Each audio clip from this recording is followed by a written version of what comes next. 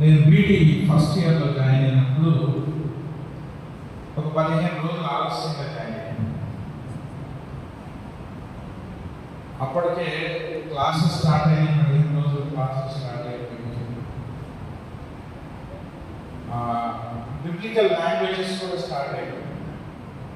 So ఇప్పటిలాగే first semester Greek language, second semester Hebrew language నేర్చుకోవాలి. ఏదో ఒక లాంగ్వేజ్ అయితే కంపల్సరీగా చేయాలని చెప్పడం జరిగింది. సో నేను 15 రోజులు లేట్గా జాయిన్ అవ్వడం వల్ల క్లాసులకు అటెండ్ అవుతున్నాను. గ్రీక్ క్లాస్ మాత్రం టీచర్ అలౌ చేయట్లేదు. నాకు చాలా బాధ అనిపించింది. ఎందుకంటే నాకు న్యూ టెస్ట్మెంట్ అంటే చాలా ఇష్టం. చాలా ప్లెయిన్గా ఉంటుంది, సాఫ్ట్గా ఉంటుంది. కానీ ఓల్డ్ టెస్ట్మెంట్ చూస్తే మనకు చిన్నప్పటి నుంచి ఏదో భయం. మన సంఘాల్లో కూడా చెప్తారు కదా, అది మర్మము, అది అర్థం కాదు. అప్పుడు మరి ఓల్డ్ టెస్ట్మెంట్ కూడా ప్రీచింగ్ చాలా తక్కువగా చేస్తారు.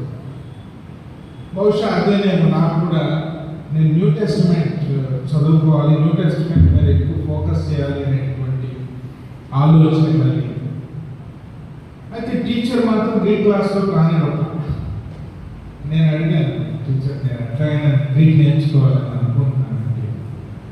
లేదు, ఆల్రెడీ 15 days క్లాసెస్ అయిపోయి ఈ అయిపోయిన క్లాస్ని మళ్ళా చెప్పలేము. చాలా కష్టం, గ్రీక్లో ఎక్కువ గ్రామర్ ఉంటుంది. కాబట్టి నెక్స్ట్ సెమిస్టర్లో మరి హీబ్రూ లాంగ్వేజ్ ఉంటుంది, అది చేసుకోండి. నాకు చాలా బాధ వేసింది, ఒకవైపు కోపం కూడా వేసింది. ఇదేంటి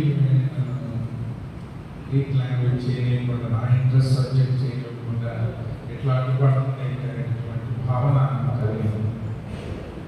ఆ తర్వాత సరే హీబ్రూ లాంగ్వేజ్ అనేది చేద్దాం అనే ఆలోచన కలిగినప్పుడు చాలా మంది చెప్పారు హీబ్రూ లాంగ్వేజ్ చాలా కష్టం ఉంటుంది.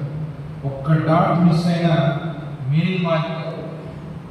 మీకు వచ్చే టీచర్ చాలా పెద్ద స్కాలర్, ఆయన పేరు మాణిచారు, Bible Society of India general secretary కూడా చేశారు. అంత పెద్ద స్కాలర్ మీకు ఆ హీబ్రూ లాంగ్వేజ్ చెబుతూ ఉన్నాడు అంటే చాలా ఆయన దగ్గర చేయడం చాలా కష్టం. ఒక క్లాస్ మిస్ అయినా సరే అసలు నీకు ఏమి రాదు. అప్పటి నుంచి ఒక విధమైనటువంటి ఏమంటారు, ఒక ఇంట్రెస్ట్, ఒక కసి అనేది పెరిగింది. గ్రీక్ చేయలేకపోయాము, హీబ్రూ లాంగ్వేజ్ అయినా మనం చేద్దాం అనే ఒక దృఢమైనటువంటి సంకల్పంతో హీబ్రూ లాంగ్వేజ్ అనేది